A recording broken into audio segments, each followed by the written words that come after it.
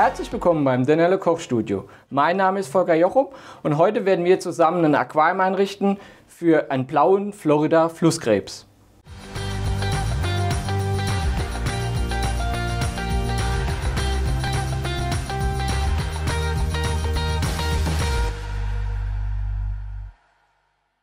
Als Layout habe ich mir heute überlegt, natürlich, ich bin ein Aquascaper und auch dieser Flusskrebs bekommt ein schönes Aquarium. Der wird sich wahrscheinlich selber nochmal gestalten, aber egal, für den Anfang richte ich es ihm nach meinem Ermessen schön ein. Wichtig ist auch bei der Einrichtung, bei den Materialien darauf zu achten, dass ihr natürliche Gegenstände nehmt. Keine grellen Farben, keine künstlichen Steine, sondern versucht immer sehr, sehr natürliche Materialien zu verwenden. Ich nehme zum Beispiel einmal hier eine rote Moorwurzel, habe ich mir ausgesucht, und ein paar Mini-Landschaftssteine.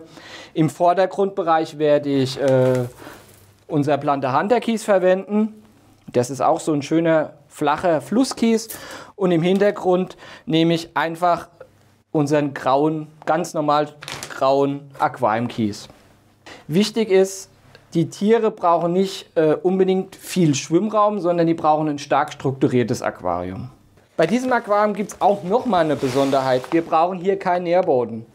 Also Nährboden ist hier nicht wichtig, weil ich werde hier keine Pflanzen in den Boden reinpflanzen, weil der Krebs würde sie eh wieder ausbuddeln, würde sie kaputt beißen, wie auch immer. Und aus dem Grund verzichten wir heute auch komplett auf Nährboden.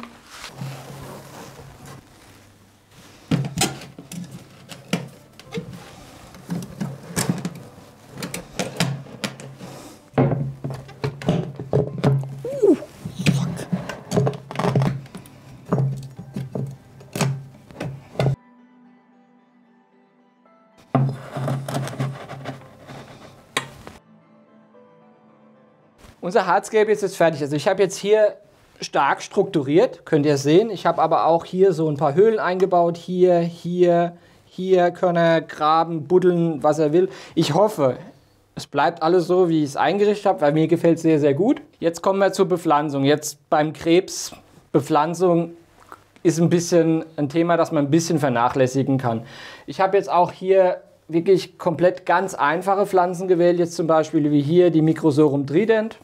Es ist eine schöne, robuste Aufsitzerpflanze und ein bisschen mit Moos werden wir arbeiten und das war's. Könnt ihr einfach in die Steine, also in Lücken reinstecken, oder ihr könnt sie mit Kabelbindern fixieren. Ihr könnt sie auch kleben. Das hier ist eine normale Microsorum pteropus. Und das verteilen wir jetzt einfach so, dass man wenigstens ein bisschen was Grünes in dem Aquarium drin hat. Und als zweite Pflanze nehme ich hier ein bisschen Versicularia montagnei, das ist das Christmas Moos. 4 Wochen sind vergangen. Gucken wir uns mal an, was in der Zeit passiert ist. Also ihr könnt ja hier sehen, die Microsorum, die ich hier auf die Steine und auf die Wurzeln gepflanzt habe, die haben sich schon recht gut entwickelt. Es sind natürlich Pflanzen, die sehr, sehr langsam wachsen und auch eine längere Zeit brauchen, bis sie sich umstellen. Aber deutlich bei den Moospolstern kann man sehen, dass die schon ein bisschen größer geworden sind. Bevor wir jetzt unseren blauen Florida Flusskrebs einsetzen, der wartet hier schon im Eimer ganz gespannt. Also ich habe ihn vorhin eingewöhnt und er kann jetzt auch direkt dann gleich einziehen. Erzähle ich euch nur mal kurz, wie sich das Aquarium in dieser von Zeit der Einrichtung bis jetzt entwickelt hat.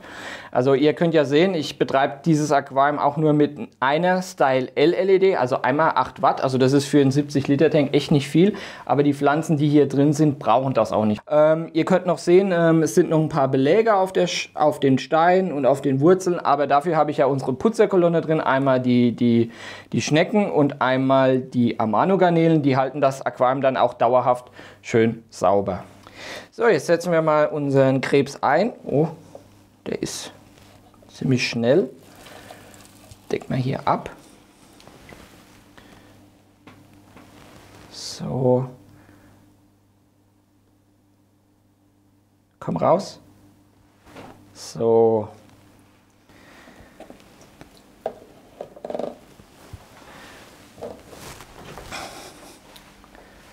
Mal gucken, wo er ist.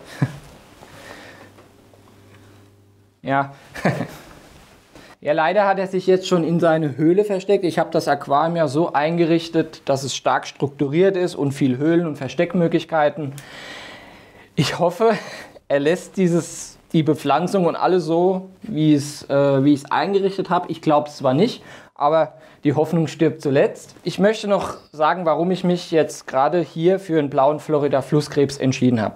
Der blaue Florida-Flusskrebs als Einzelhaltung ab 54 Liter. Also habe ich gedacht, ja gut, ein 70-Liter-Tank, da hat er noch ein bisschen mehr, wie er mindestens braucht. Und er hat ja auch noch er ist nicht ganz allein, er hat seine Amanus drin, er hat seine Schnecken drin und ich hoffe, dass es ihm gefällt. Jetzt ist es noch ganz wichtig, bei der Haltung von Krebsen, ganz wichtig oder ein ganz wichtiges Teil am Aquarium, achte darauf, Moment, ich hole es her, hier, die Abdeckscheibe, also die ist ein absolutes Muss, weil die Kameraden sind echte Ausbruchskünstler. Pflegen tue ich das Aquarium ohne CO2, aber dafür gebe ich täglich einmal unser Carbo Elixier Bio dazu und dann einmal in der Woche zum Wasserwechsel für die Pflanzen, dass sie auch ein bisschen Nahrung haben. Die Hälfte der empfohlenen Dosierempfehlung von unserem All-in-One. Das gebe ich dazu. Was braucht euer Krebs noch? Natürlich braucht er Nahrung. Und was essen solche Krebse? Also Krebse, die essen in der Natur eigentlich alles. Die essen mal, wenn da ein Wurm ist, der tot ist, den essen sie. Die essen mal abgestorbene Pflanzenreste. Also all das. Und es gilt, wenn ihr einen Krebs pflegt, immer so artgerecht wie möglich auch die Nahrung zu gestalten und auch so abwechslungsreich. Zum Beispiel haben wir jetzt neu, das ist jetzt seit dieser Woche auf dem Markt, das sind einmal unsere Dada Leaves. Das sind Blätter von einem asiatischen Baum, die auch reich an Proteinen sind, an Spurenelementen und alles das, was eure Garnelen auch, Schnecken und auch ein Teil Fische fressen die Dinge auch sehr, sehr gern. Also könnt ihr mal ausprobieren. Also ich habe die Erfahrung gemacht, unsere Krebse bei uns im Labor, die lieben die Blätter. Oder auch, ihr könnt auch Garnelenfutter nehmen oder auch mal ein bisschen Fischfutter oder ihr gebt auch mal Frostfutter, auch eine Gurke oder eine Karotte oder Salat. Das mögen die Krebse auch ganz gern. Das war unser Video Einrichten eines Krebsaquariums. Wenn euch das Video gefallen hat, nicht vergessen liken und auf jeden Fall abonnieren. Wer noch nicht abonniert hat, nicht vergessen. Und wenn ihr noch Fragen habt zu diesem Aquarium oder auch Fragen zu Krebsen oder Garnelen oder Fischen oder Schnecken, schreibt es auch gerne in die Kommentare. Wir würden da echt gerne was für uns machen. Und schaut mal bei uns auf Facebook und Instagram vorbei. Bis dann, ciao!